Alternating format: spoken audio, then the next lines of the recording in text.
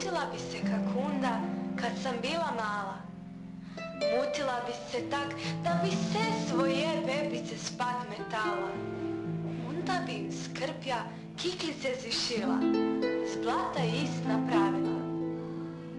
Mutila bi se tak da bi cijeli dan se lubila. I moja bi mama za menom fort hodila. Il bi me fort zvala, kaj bi se za me bojala. Mutila bi se tak da bi sudecu domom navabila, a pokle bi zimi kvar mami napravila. Još se i sad tihno izmislim, pak si ovak premislim. Mutila bi se rada ja, al sam sad prevelika.